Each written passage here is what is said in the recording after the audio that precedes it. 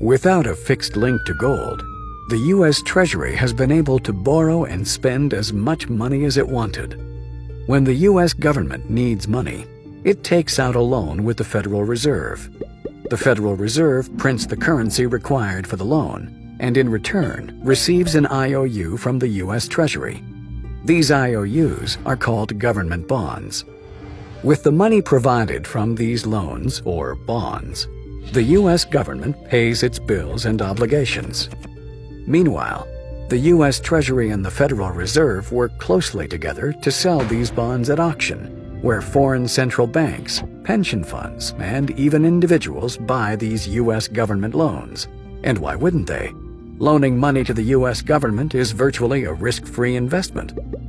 But if the loans are spent on bills and paying off previous loans, where does the government get the money to pay back the current loan and the interest that is charged on it? Is investing in a U.S. government bond simply one small part in a giant Ponzi scheme? The Federal Reserve System is definitely a Ponzi scheme. There's no question about it. They go through the appearance of lending money to the governments, and the governments agree to pay back the money plus interest. And so this money comes into being. They create it just for that purpose. They give it to the governments. Didn't exist before that, you understand. Central banks just make it out of nothing and click a few keys on a keyboard of a computer, and the Treasury of the United States government now has another $1 trillion that it can spend. That's where that money came from. And so that creates a liability on the part of the federal government to pay it back, plus interest. Now think about that, plus interest.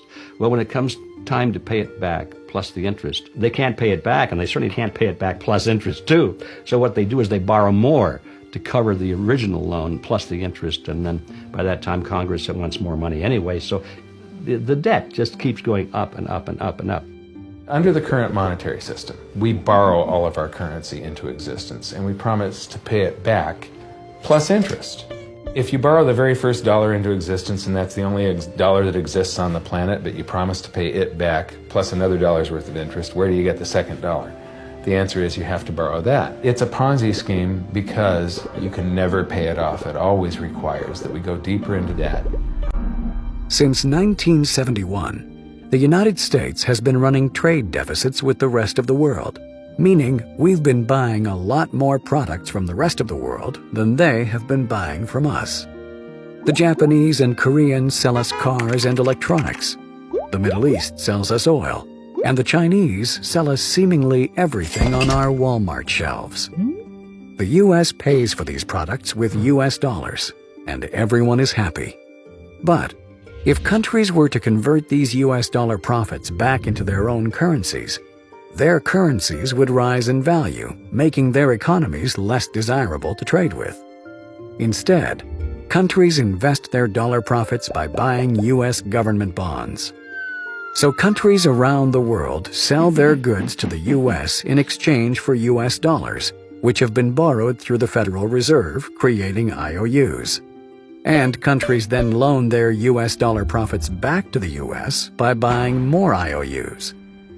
The money from these loans is spent on paying government expenses, as well as paying back previous IOUs. But in order to do this, larger and larger loans must be made in order to pay back the principal and the interest. By paying back old loans with new and larger loans, it would appear as if the entire world has been investing their hard-earned money into a Ponzi scheme of epic proportions. In this business of creating money for federal governments and national governments around the world, if they didn't keep creating new money in larger and larger amounts, the whole thing would crash, because that's where the money comes from to pay off the previous loans. It's the new loans. So that's why it's a Ponzi scheme. It's a classic Ponzi scheme.